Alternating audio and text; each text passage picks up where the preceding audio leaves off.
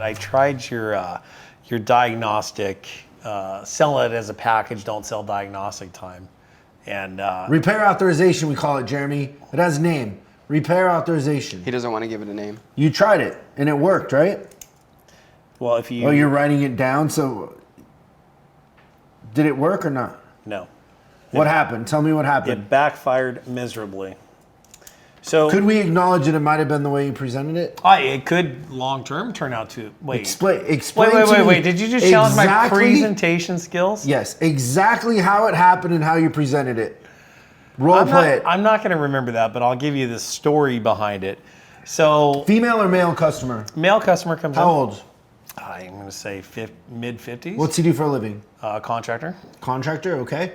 Mm-hmm. Mid-50s contractor, and what kind of car truck? A Ford F-350. How many miles? 200 and some thousand. So he's a driver. Yep. How beat up was it? No, it looked good from the outside. Okay. So I had a 6.0 Power Stroke. Helped him before? No, first-time customer. First-time customer. First-time customer. Yeah. So he comes in, and what's wrong with it? It's smoking and has a misfiring check engine lights on. And this is a Ford? Yeah. Your favorite?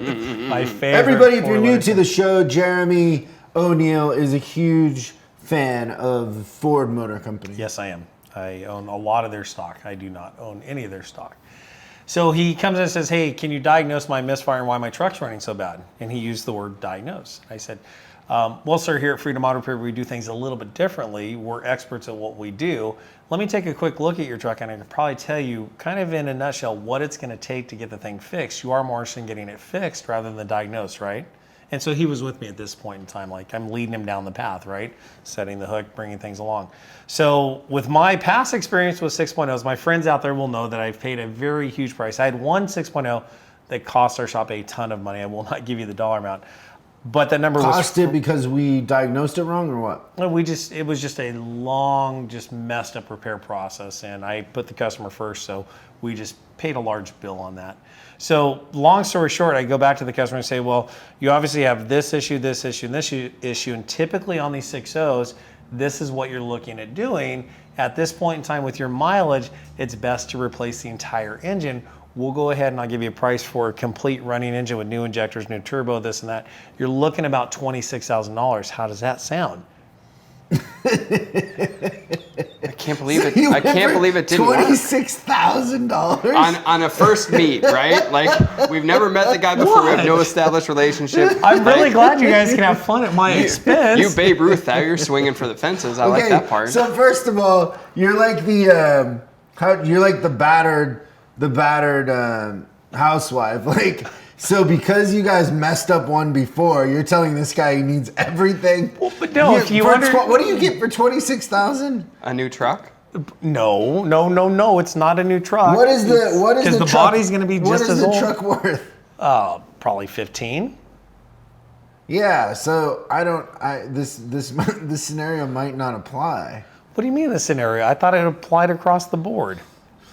Well, you're going for the throat. Like, that's a oversell at best. That's not an oversell. I can factually back up everything that we quoted there. So keep in mind that truck definitely had a bad injector.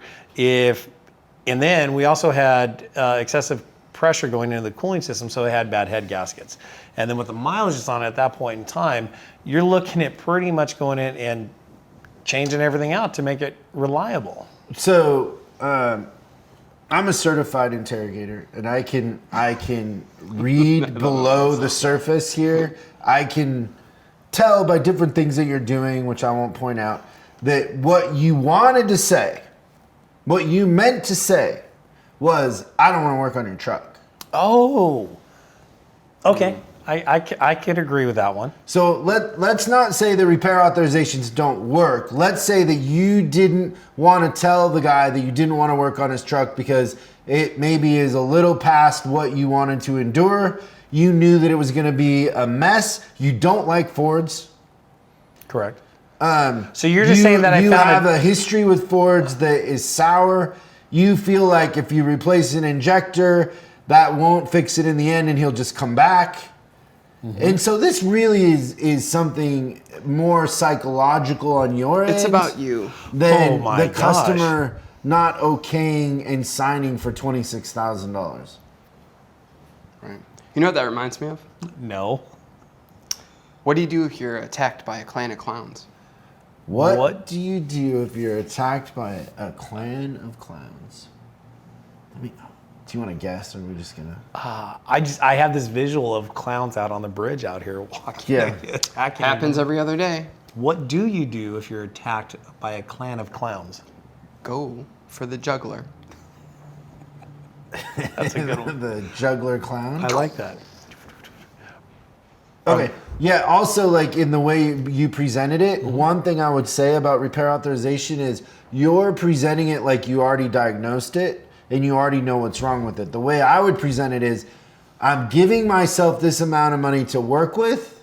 If it's less, it'll be less. If it's more, I'll let you know. See, and I'm glad you bring that up, because when we shot that initial episode, there was just something in my brain that was just like, okay, so for my independent advisors that are watching the show and listening to this, they're really going to struggle with this, because independent shops live in diagnostic land all day long, especially if we're a repair shop. So I've been on both sides. I've been at the dealership, and I do agree we get pattern failures there.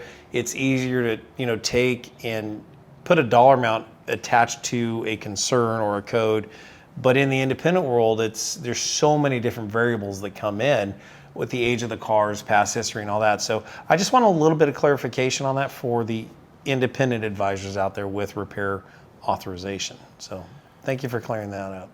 Okay, but what are we selling? Peace of mind.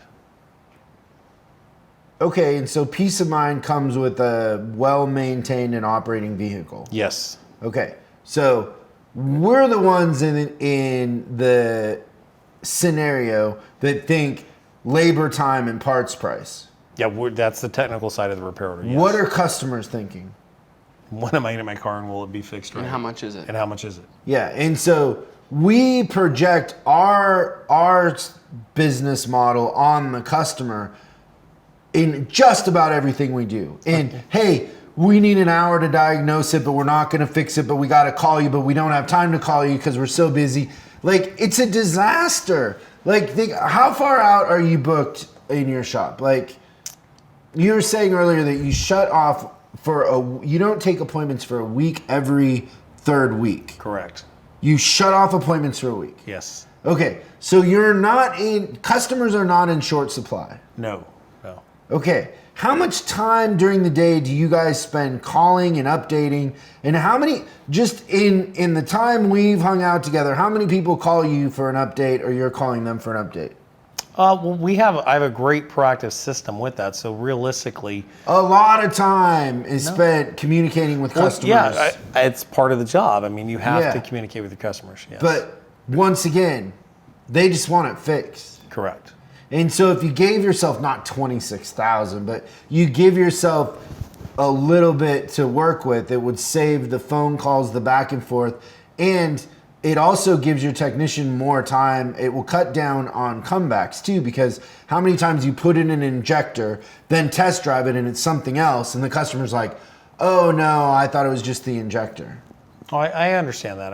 And you got the outcome you wanted here, but sometimes the customer saying, no, I'm going to take it is I'm just figuring out, so if I had 12 of those come in and I could close 4 of them, that's my monthly sales number in 4 cars. I could work on 4 cars a month and be totally happy. Yeah, but I think that the thing that we know about this is it's going to come back.